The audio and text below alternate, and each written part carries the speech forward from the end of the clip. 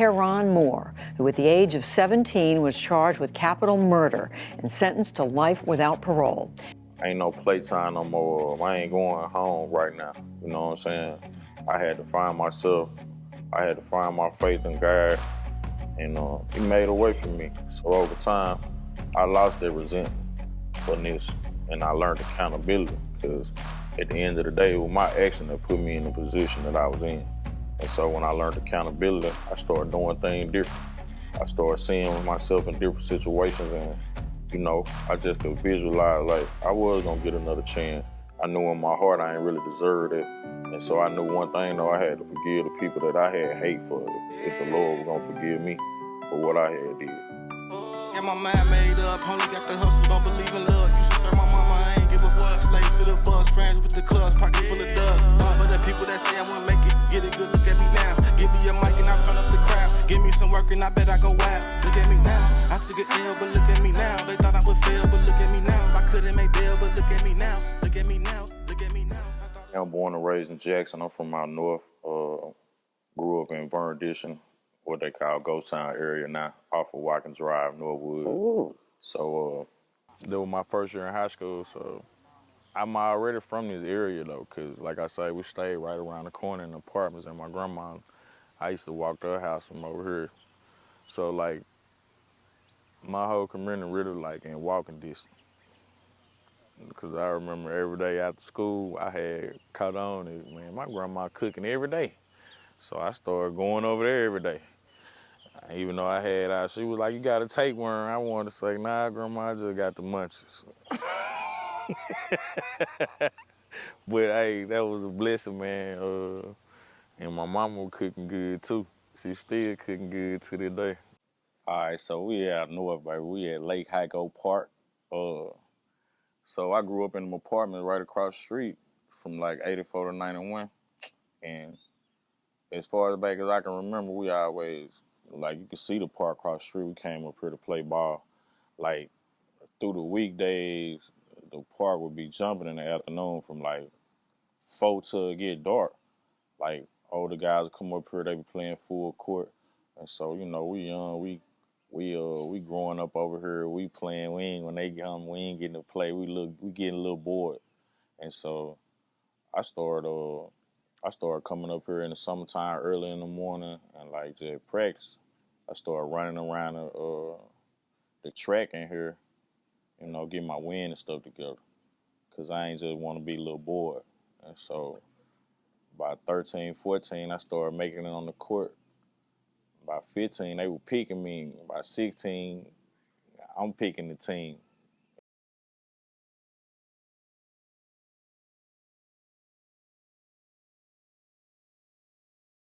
Majority of my childhood I spent in Norwood, so like out Forest Drive with Kirkland.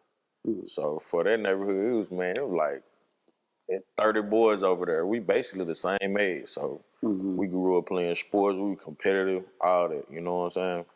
But I'm remembering like yesterday, is 91, 92 starter coach Poplar in Jackson. You know what I'm saying? Where people didn't realize it really changed the whole trajectory of my childhood. So I had got a starter coat for Christmas. We get out the bus, come home, 6th grade. And some boys jump out and ride me for my coat. You know what I'm saying?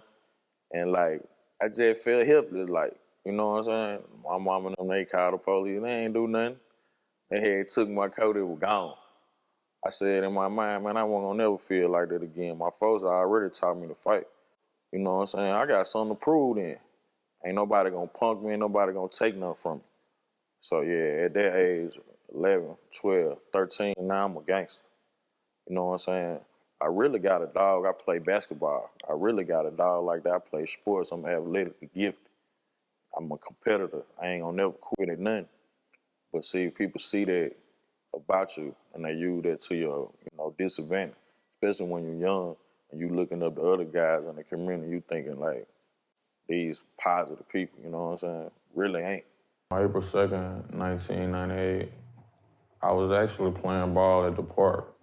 And a couple of my neighborhood guys, they were about to commit a robbery. They gave me a gun, they asked me to stand in. I was 17, really wasn't thinking about consequences or whatever. So I held a gun on the dude. He wanted to take the gun from me. So he ended up getting shot, and he later died.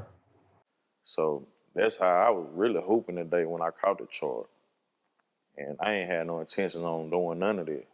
But I asked to hold up, you know what I'm saying, a guy in a robbery.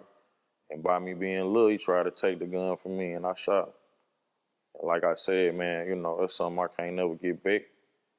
I resent that, I regret that. I ain't buried my family and everything, I ain't had that to do. But I gotta be accountable for them actions. Ain't nobody made me do it, I did that on my own. Well, when I first went in, I was 17. Like I said, it was my first time being locked up. I'm light skinned, I'm a little guy, you know what I'm saying? So I automatically I got something to prove. The guys who I was on the tour with, they turned state on me. So I started resenting them, you know what I'm saying? Then when I got sentenced to life, uh, reality kicked in, you know what I'm saying? It's like, ain't no playtime no more. I ain't going home right now, you know what I'm saying? I had to find myself. I had to find my faith in God, and He made a way for me. So over time, I lost that resentment for this, and I learned accountability because at the end of the day, it was my action that put me in the position that I was in. And so when I learned accountability, I started doing things different. I started seeing myself in different situations, and I just could visualize like I was gonna get another chance. I knew in my heart I ain't really deserved it. And so I knew one thing though, I had to forgive the people that I had hate for if the Lord was gonna forgive me for what I had did. And so that's how I started changing my path and my director in my life. And from then things started changing in my life. Supreme Court made a new ruling because I had lost all my appeals. And they made the ruling about the juvenile law. And I got my case overturned. And 3 years later, I made parole. And so I knew it wasn't nothing but God giving me the opportunity to be who I said I was going to be. And so that's how I got involved in this. And I know a lot of, with the prison system here, we trying to modify something that wasn't never designed to help us.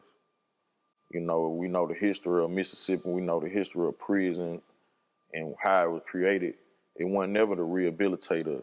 And so ever since it's been in inception, people be trying to modify and make it a better prison. You know what I'm saying? Instead of looking at the underlying issues of what's leading us to prison or what's causing us to go these routes.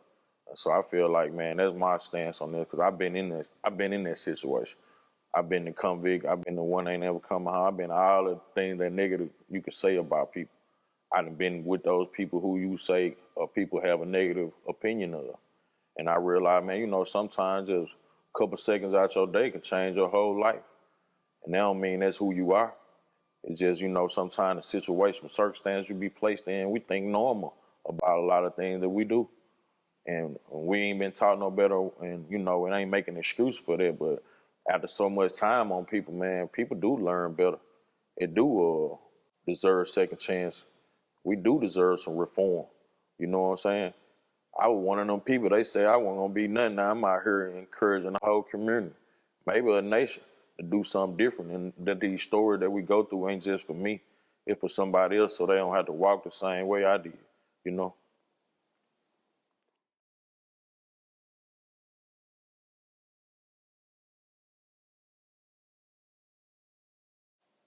My grandma, my mom and my grandma, they put some good stuff in me, man. They taught me some good morals and some good values, right?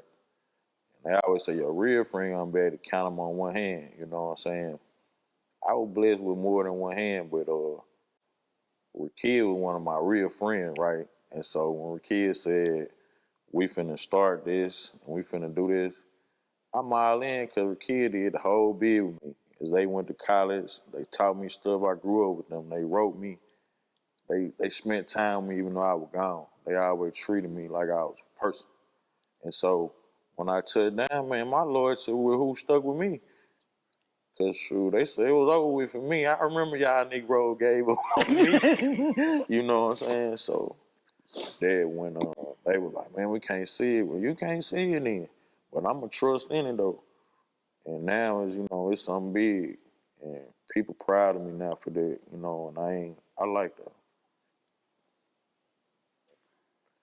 How I got involved in the movement was it started like when I came home. So I'm gonna say I came home from prison. Okay. I got incarcerated at age 17. Uh, I was sentenced to life without. I did 19 years in prison and before I came home in 2017. So when I came home, I knew I had a purpose. I had been blessed with a second chance, Mm-hmm. and that's how I got into the movement. We created a nonprofit, and first we was just doing research, doing surveys for somebody.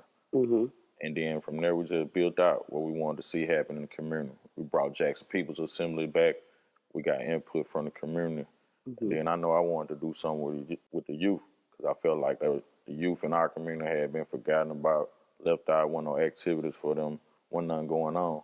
Wasn't really no positive role models in the lives of the kids who fathers maybe abandoned them or whatnot. And so we just wanted to take up that role in the community. And so that's how I got involved really in the movement as itself because Okay. once you get into the, I guess, boots on the ground into these streets, you Right. recognize it's a lot of underlying issues that play a part in why we at where we at and why it's a need for the movement. I know where you coming from, and that's why we have to keep doing what we doing to bring the women's home and bring the men's home. And I know that we fighting a bill right now. We got kind of shut down, and I know it made me feel like that we was going backwards instead of forward. And it was about convicted felonies to vote, and I'm one of them convicted felonies with armed robbery that I can't vote in the state of Mississippi. And I know it's a lot of more of us. So just tell me how you feel about that. Is we steady going back or we going forward? You know, just elaborate on the voting rights was just shut down in the Senator House. It's it do get frustrating, you know what I'm saying? Like uh, we go back and forth over the same issue, and we like when we think we making some progress, then it gets shut down, it get thrown out, and it always just reiterate with me the mentality of the democracy here, or the legislature here. Hmm. You know, they don't get away from that when they at the core when they create law or they create the policy.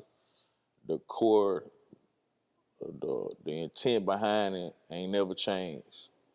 You know what I'm saying? To put people at a disadvantage. So they say we're allowed to go to prison, do our time, come home, pay taxes like everybody else, but you ain't gonna never be able to vote again. Because they don't want you to change. They don't want you to change what's already set in place. Majority of us, when we experience incarceration, we learn from it.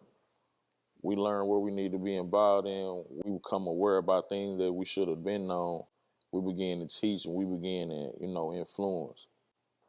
Being not able to vote, but if that would have been overturned in the legislature, how many do you think with the ones that couldn't vote with the crimes of armed robbery, attempted murder, would that make a big impact on where we could be able to vote to put peoples in the right places? I think that would have made a big impact on the last election with the governor election, Mm-hmm. and I think that was the main reason for blocking that because, you know, uh, like I said, the way Jackson set up in this state, Mm-hmm. it can't handle the continuous onslaught or attack from the state like that. You know what I'm saying? Yeah. And what it do is it create that poverty that's in our community, and that poverty lead to crime. Exactly. You know what I'm saying? And all this about proximity to each other because it's like pain, but we ain't treating it at all. We steady bleeding resources from the city, and that's all it creating. You know what I'm saying? A vacuum where you bound to get sucked in. I just, I really appreciate that you coming and taking the time out and sitting down and just, talking and kicking it because I know we're going to be working on some projects together. But before we leave, what do you want the world, the community, and everybody that be watching this show about you? To know about me, man, I want everybody to know that I'm just grateful for a second chance at life. God blessed me with another opportunity to be free, to get my freedom back, and I appreciate that. Sometimes in his work, in his field, they say Terun so aggressive, but at heart, sometimes I just be passionate. My voice come up a few octaves or whatever, but I ain't never been aggressive towards it because I used to hit people at one time in my life, but I don't do that no more. I know better now. So don't ever try to read my face because I'm really a deep thinker. And sometimes my facial expression, it's just how I be looking. I don't mean no harm to nobody. Like I like to make people laugh. Man, I give you the shirt off my back. I'm loyal to the core. And I really love people. You know what I'm saying? I ain't never look at nobody with no judgment in my heart or none of that. Ever. That ain't my job, That's right. They said God ain't sent Jesus in the world to judge, and I don't think he sent me or you either. That's right. So I look at everybody the same way. I like to treat people how I want to be treated. And I just want everybody to know they can remember me as one of the really people they ever meet. And most handsome smile you want to meet too. Thank you.